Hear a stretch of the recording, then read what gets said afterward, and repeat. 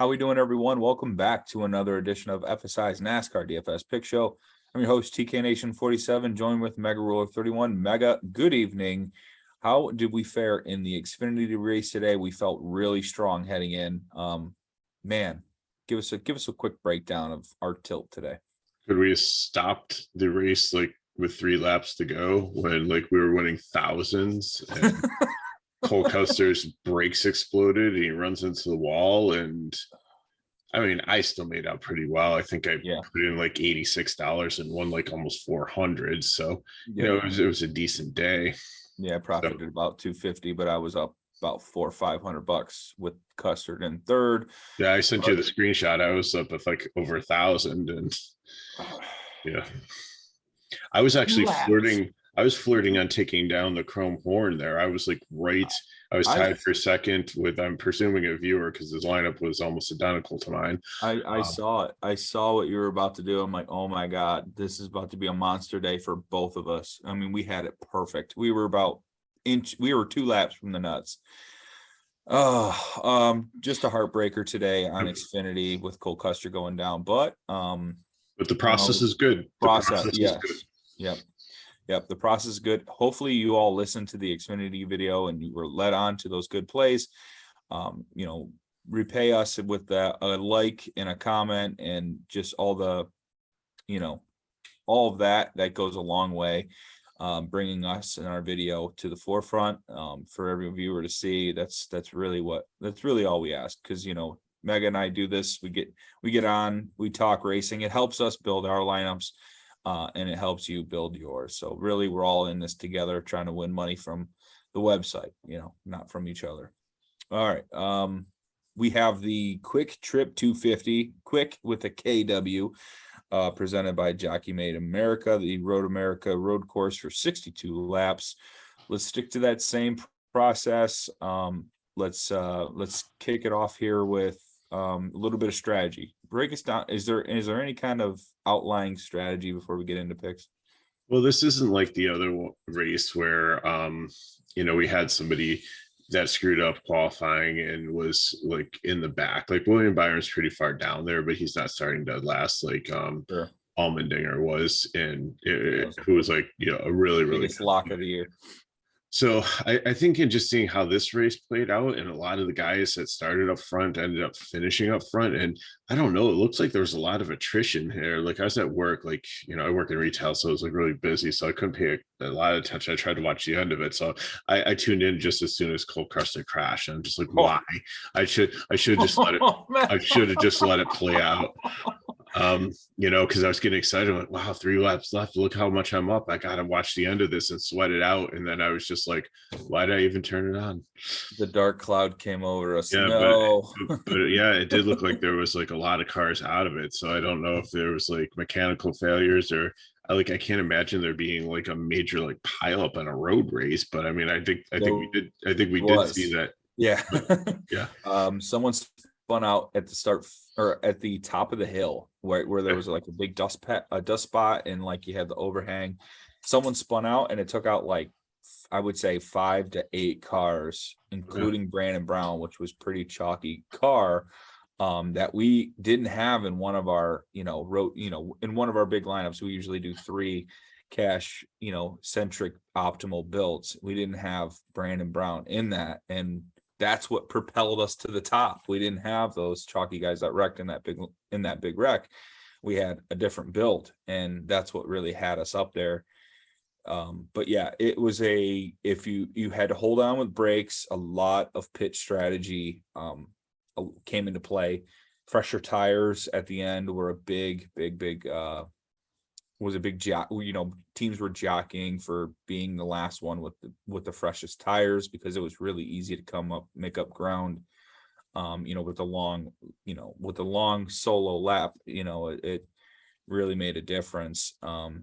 So with that being said, we can kind of take that into today's race with pit strategy calls, teams that kind of go off the beaten path with their pit calls, that are really good at drivers that are probably good at saving tires, good on road courses, don't make many mistakes, can handle their brakes well.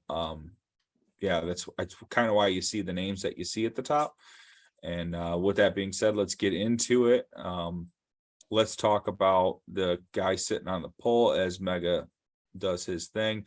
I just realized, yeah, the colors, like if you haven't watched the video before, the baby blue don't mean that they're like that they're elite at road courses. It means they're above the average driver. So the guys in yellow are filling in. They're not regular drivers. They're road course ringers. It doesn't necessarily mean that they're Boris said back in the day and that they're automatically going to dominate. So just as kind of a little perspective as we talk this out. Gotcha.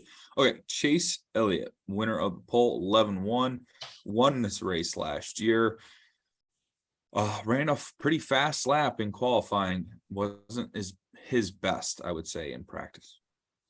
Yeah, but it looks like he figured it out. And I think he's definitely safe. Like the joke was like that he couldn't win anything on an oval. But he's been good for the last couple of years on road courses, especially his championship season. So I definitely like him here. I think he'll get out and I think he'll lead a lot of laps. And this is a short race. It's a long track. Like these laps take forever. Very long. If you're wondering why DK doesn't update right away after you see your guy cross the start finish, it's because you're waiting on 40 other cars to cross before you update the standings. So yes, and that's the issue too, is like there's not like a lot of like dominator points here to get, but I think it's not impossible to pass here if you have a faster car, because we did see some guys make some adjustments. They have to start at the back and they were perfectly fine. They got back up to where we needed them to, and AJ Allmendinger pretty much got up the field also. So I think but I think Elliott, I mean it's Elliott potentially could lead every single lap in this one. So you're playing him for winning probably the first couple of stages or a stage and a half, and then finishing within the top 5. I think he could pay off his salary there. But yeah, like you mentioned, low lead lap percentage, low lead laps, points, not many fast lap points. Fast laps can be at the end for whoever has the freshest tires. They could be running 29th. And with fresh tires, they could run the fastest lap. So fastest laps is not going to be something that you can predict. Tomorrow, lead laps, I would say, can be could be sparingly with names like Larson, who's already run this course, Elliott, who's sitting on the pole. It could be a caution comes out and all the leaders pit, and then Ross Chastain decides to stay out and he gets the lead with older tires for a while. It's some place differential, I think, should be weighted a little bit more, especially with more drivers in the field, better drivers in the field than Kyle Larson, Cole Custer, and Ty Gibbs. So I'm kind of leaning more towards lightweight ownership to Chase Elliott, just to try to be different in GPPs and hope that it's a call that pays off and he doesn't get out front for the whole entire race. But I'll still have my spots with Elliott. Your thoughts on Chase Briscoe? As we said, the track suits him because he's figured out how to shift better than a lot of these other guys. He was a top guy in speed. He's been solid on these type of tracks. It's in a good car. Stuart Haas doesn't really have a lot of speed on like speedways, I don't feel, but these road courses, they do pretty well. He's not going to make it into my primary cash build, but I think I do want to try to get some exposure to him. Yeah, I'm usually not the guy that's going to take the guy that value play that's sandwiched in between two elite drivers, but I actually really like Briscoe tomorrow, more so than I would on a normal track. I really like him because of the Road America road course is kind of suited to him, and he's showing it in practice and throughout the weekend that he has one of the best cars, I think, in the field. So I'm going to have Chase Briscoe probably around 25% tomorrow, maybe in some spots, high dollar areas, and try to get lucky. Kyle Larson, 11-4, dominated most of the race today. He's probably going to be high ownership tomorrow. Is the next gen car, is he going to be able to do it in the next gen car? That's the only question. Yeah, and that's the issue. We saw at the end of the race that he made some mistakes on 3 different turns, lost positions. Tires, He's got a love-hate relationship with this tire, and I see him just cutting another one down here, and I can't feel good about him, even though everything on paper looks good. Like he's like one of the first guys in my GPP lineup, but I cannot play him in cash, and I cannot get everything else in I want to. Maybe I'll take like one line with my cash build and substitute him for Elliott. But that's probably going to limit the exposure I have in cash. I'm fine having him in GPP, but actually my GPP is a pretty balanced build, and I couldn't even get him into that. And I was actually really happy with the balanced build. So he's a fade for me. I think in cash, and except for, like I said, the one line that I'm just going to switch him out with Elliott just to see, just in case. It's more like kind of like a block there. He's like the GPP to fade. Grab like 20% ownership in MME style format, just to be cautious to the fact that, okay, maybe he figured it out. Maybe the team just has a hot rod and he got lucky with the brakes and he leads most of the laps and wins or something like that. But yeah, he's GPP to fade for me as well. I probably will be underweight to the field. Tyler Reddick in the 8 car did race today. I'm not sure how he fared. I didn't hear his name quite often, but he's probably in a better ride now with that number 8. Was looked pretty good in practice. I don't really know what else to do with Reddick. Yeah, I don't know. I think there's other guys that are going to get up there above him. I know the numbers look good here, but I just don't feel that he's someone. I think he got caught up in that wreck. Might have got caught up in that wreck. I was just looking that up. Yeah, 30th. Yep, he did. So I just don't see him as like a good road course driver. Like he's decent and like on intermediate mile. Things like that. So I'm not gonna say fade him, but I have no interest really in him. Probably low ownership for me as well. Austin Cindric, 8,500. That's a decent price tag for a guy we know that's really good on road courses. Grew up in Indiana with that Indy road course style format. Team Penske, they got some background in some Grand Prix. So I would say the team probably sets up pretty well here. Himself, Cindric, good on road courses, sets up well. 8,500, good price tag. I think he's a sneaky GPP play, and I'm hoping he's low owned tomorrow because I might try to get to him with some ownership, maybe be a little overweight in a balanced build that you already mentioned in GPPs. I think that's a good strategy, and I think Cindric could be a part of it.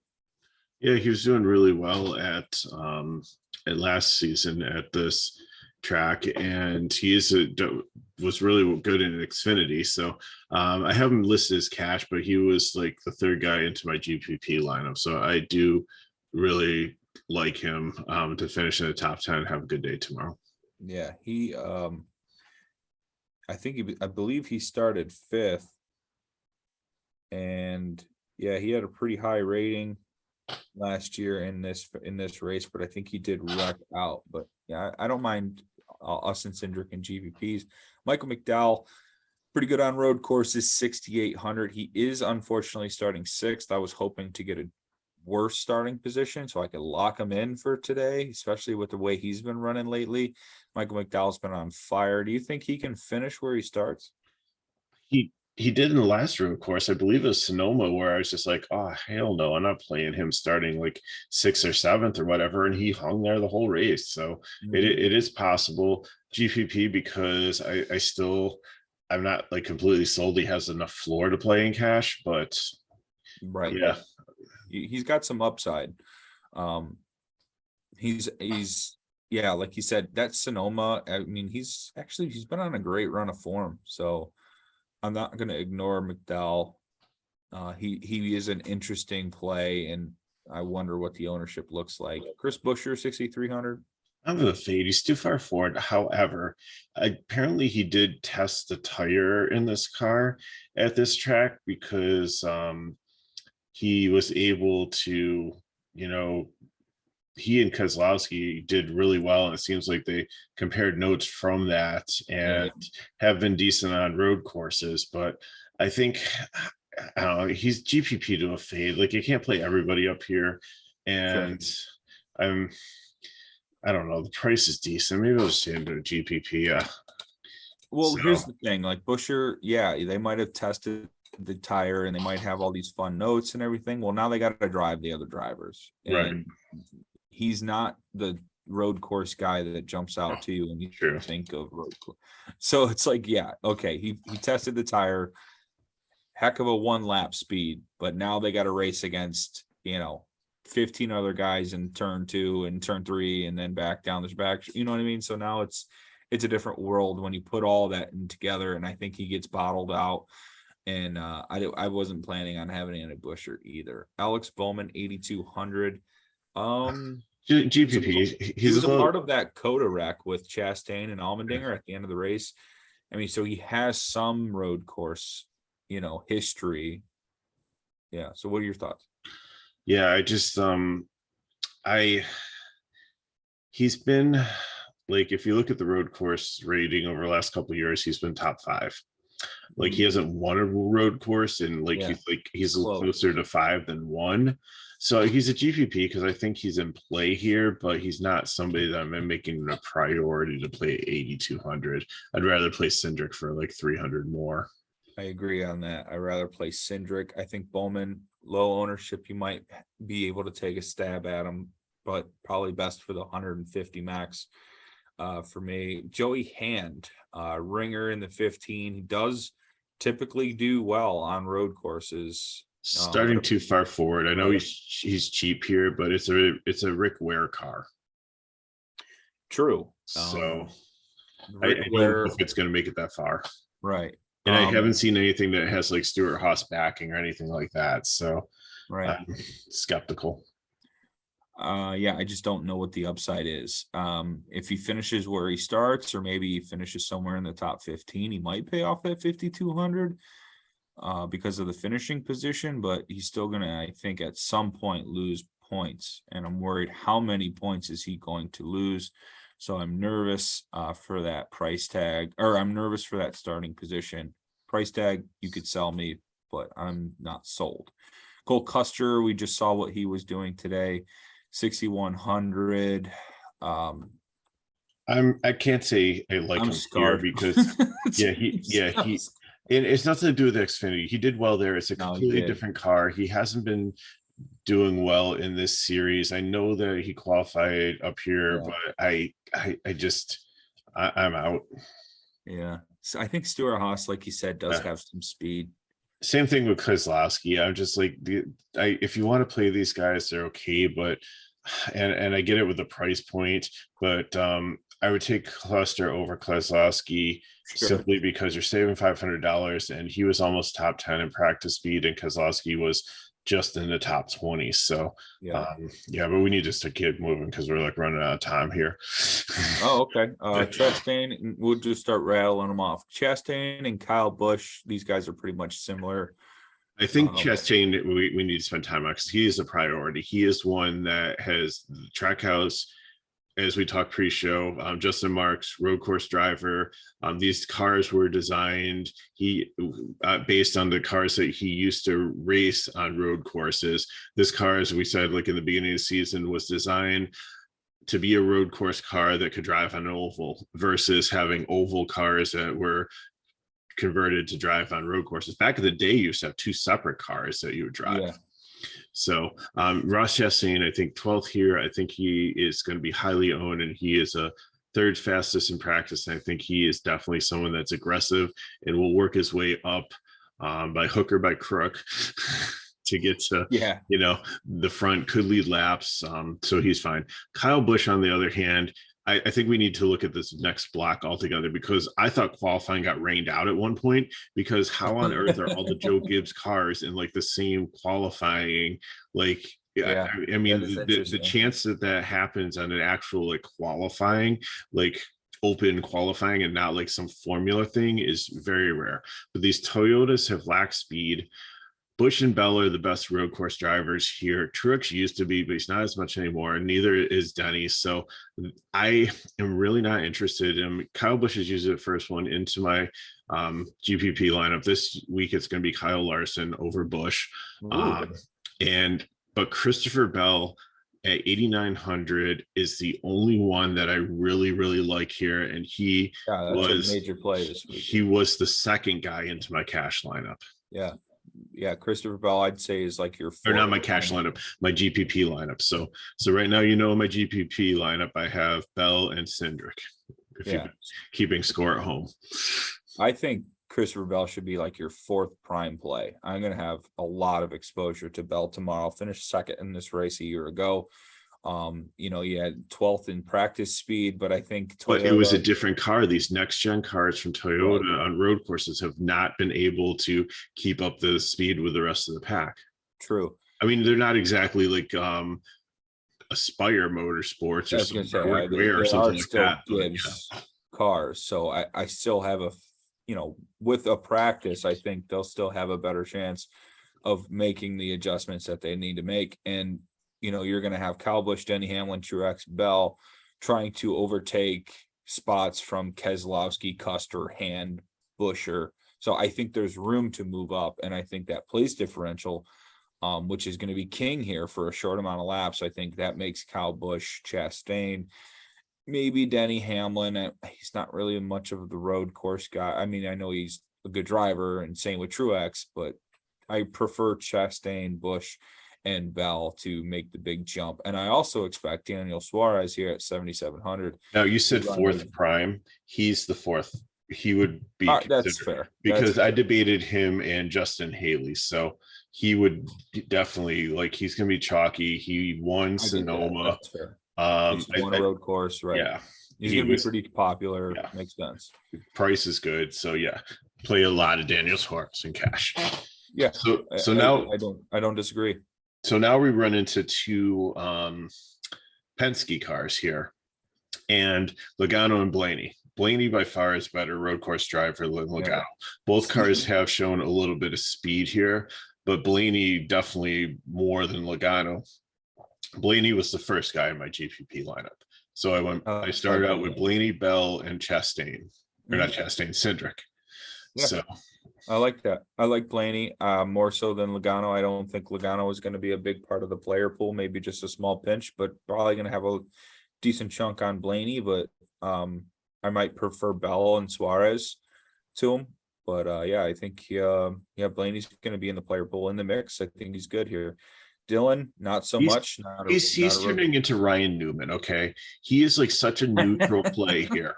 And honestly, no, just like at 6,200, he is somebody that you can play in cash or GPP as your last guy in. He has floor, but he has a very low ceiling. Yeah, finished 11th here last year. Not terrible. Different car. Maybe he gets there through a war of attrition. You know, maybe he avoids all the wrecks and he's not bumper to bumper with everyone. He's just kind of coasting and he makes it somehow. 6,200 is not a terrible price tag. And I don't know, maybe you talked me into a little bit of Austin Dillon. That's kind of shocking. I said he's the last guy in. If you have around that, you just slide him into your lineup and you feel good about it and don't feel like you're going to throw up in your mouth. Like some of the other guys that you've put in as last man in. Like Loris Hezemans. Yeah, no, it would be like you land at 6,100 and you have to put Cole Custer in there, and you're just like, oh man, why don't I not have $100 more for Austin Dillon? And I'd sit there and like redo my whole lineup to try to find that $100 because the other alternative is Todd Gillian, which we'll get to him in a little bit. But sure. Anyways, the next guy's a trap because it's AJ Allmendinger, who's a really good road course driver. Before we start running out of time. Yeah, he won Indianapolis after somebody took out Hamlin, but that was one of the fake road courses. This is a real road course. Mm-hmm. But this car has had steering issues at the last track or road course. Sonoma. Yeah, they're having more steering issues again with it today. They didn't even know if they're going to be able to qualify the thing. So he's a good driver. The equipment scares me a little bit. It does not have the same speed, and it is not as good of a car as the one that's competing in the Xfinity series. Yeah. So I still have him listed as cash. The price is fair. He does have the potential to get up there and finish in the top 5. So he does the ceiling, but his floor is a little bit scary. Yeah, that 16 colleague car is not the 16 in the Xfinity. I mean, these are two completely different teams, and they've acted like it all year. The 16 has been pretty bad in the next gen car, or for the next gen for the new series car, whatever you want to say. So I'm with you. 9,100 is a lot to pay. You're paying for the driver, and I think you're going to get stuck with the shitty car. And I'm skeptical as well. I'll be underweight to the field. Kurt Busch has a lot of my interest. The practice was concerning. The lack of speed. I think you got to look at Busch and Wallace here because they're so close together. It's the same thing. With the Toyotas. The Toyotas, they just don't have it here. So I list them as GPP. Busch definitely has a lot of experience on road course and is above average. Bubba is not. Bubba is usually the first guy out in a road course. And you kind of laughed when I said that at the last video for Sonoma. And guess who's the first person out of Sonoma? Okay, so we're at our 10-minute warning here. All right, so 10 minutes. Burton and Almirola, I have no interest in whatsoever. Nope. This next range isn't bad. Blicky and Jones, I think, are GPP guys. That we could play. Jones maybe in cash, like he's been decent at road courses. Kevin Harvick, he's got a lot of experience. He's raced here before. He's been good on road courses. So, and there's some place differential. So if you can fit him in cash, that's fine. I think he's a fine GPP play also. I like Bilicki at 4,700. I think that's a sneaky, decent play. Just showed up pretty good at that Xfinity race today. You know, finished 23rd here last year. If he can finish where he starts, 4,700, that's not much to pay off. Jones, sure. Harvick, I might not feel the same way. But William Byron here, I think we both agree. Lock. One of your cash plays tomorrow. I asked you earlier what happened in qualifying. You said he might have spun out and didn't get a chance to finish his lap, or he maybe finished like a trial lap, and that's where he spit out 29th. I don't know. Yeah. Anything else to add?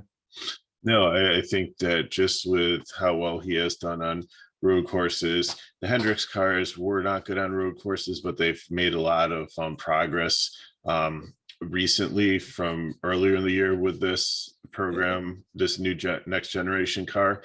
26 in practice. I know that's a little bit concerning, but Byron will figure it out. His crew chief is one of the most elite crew chief in NASCAR. So yes, lock him in. 9,000 is not a bad price. He'll be very highly owned, and I think you need him to get the place differential points that he's going to get you. Yeah, he's going to be that driver that might be on that alternate pit crew strategy that we talked about with Gustafson on the box. He's going to have a really good shot at it. And he's got to win, so he doesn't need to go for stage points. You know, he's already should be in the playoffs pretty secure. He wants to win the race probably. Yep. Ty Dillon and Cody Ware. Ty Dillon wasn't bad in the Xfinity one, and he's actually was in top 10 in speed here. I don't know what happened in qualifying. They did it in groups and kind of weird, so you know that might have kind of pushed him down here. But 5,500, how good a driver he is. This car is a decent car. Petty's been decent here. I think he's gonna have high ownership at his price and his starting position, and I think definitely he can probably move up at least 5 positions, maybe even 10. I really like this play. Yep, Ty Dillon is a solid race car driver. I think I love this value play here. He's going to be one of the top value plays for me on the slate. Cody Ware, 51. It's a Rick Ware car. I know he was top 15 in speed, but I don't see him. Yeah, no, it's a no for me. Yeah. Todd Gilliland, 6K. We spoke a little bit about him before the video. just to try to figure out what's He almost got the fade tag, but just Yeah. because he has been decent at road courses when he Right. was in the truck, but this car just really hasn't. I think he's second to last in points. Brad Keselowski's last and of active everyday drivers, and he's second to last. So would it surprise me if he ended up in the top 15? No, but I think there's so many better plays that are safer. Yeah. Ricky Stenhouse Jr. in the 47. He's not a road 6,900. course driver. There's some place differential here, but he just struggles on road courses. You always see him off the road. He and Bubba are kind of the same cookie cutter when it comes to road courses. They always find trouble and don't even look for it. Stenhouse did finish 12th here last year. That's a miracle. It probably was. I'm going to go with a GBP. Justin Haley here. You want us to talk on Haley for a little bit? I really like him. He was really good in Xfinity, and this Collie car has actually been decent. Yeah, I think this is like the number one car, because the other one they've been kind of rotating between Hemrick and Allmendinger, and it's John Hunter Nemechek been in it too, I think. Hemrick, Gregson. Yeah, so like, you know, that's been a revolving door, but this has been like, you know, he's been here and he's 25th here last year. I think he's going to finish right around there, and I think and at 5'9", like I think he can get up again over some of like safe. He move up 5 places, and that's all we really need at that price. Yep, and I think he definitely accomplishes that. Decent road course driver. Corey LaJoy, 5,100. I'm surprised to see fade. I think I would have went with GPP here, just because of the starting position. I mean, I don't have much expectations other than somewhere in the high 20s, but with his starting spot, I think he's safe enough for a GPP. Okay, yeah, I'm good with that. Yeah. The other two, no. Yeah, the road course ringers, but their equipment, even though there is parity in this and they're supposed to be all cars are equal, they're not. Yeah. And they're smaller teams, and they just didn't have the speed. And again, if there's like attrition, then there's like a major wreck in like lap 1 or 2, and it takes out like the center of the field and they move up, then whoever played them feels like a genius, but it seems like a donkey play if it does pay off. Yeah, so same. I'm not gonna congratulate the player that played them. I'm just gonna say, hey, it worked out for you, congratulations. Same. Yep, they are not on my radar. All right, that'll wrap things up for the driver by driver breakdown. Any last final thoughts, Mega? No, just hope everybody has a safe 4th of July weekend. And it was good. Yeah, get a chance to go out there and enjoy the weather and spend some time with friends and family and watch some racing. So yeah, absolutely, man. Big thank you to you for staying up a little bit later tonight and recording this with me. And you enjoy your 4th of July weekend, Mega. Hopefully tomorrow is a big day for us. Please like this video, comment below with any questions you may have. You can follow me on Twitter at TKNation47. That is at MegaRuler31. Hopefully you keep commenting on these videos, guys. We love answering questions. We love helping you. That's why we do what we do. All right. If you want to find us on our in our Discord channel for the weekend, please, you can sign up on our website at FSIDFS.com, FSIDFS.com, on our Twitter handle at FSI_DFS. The link to the Discord is in the bio. You can go ahead and sign up through there. All right, that'll wrap things up, guys. Enjoy your 4th of July weekend, and God bless America. Awesome.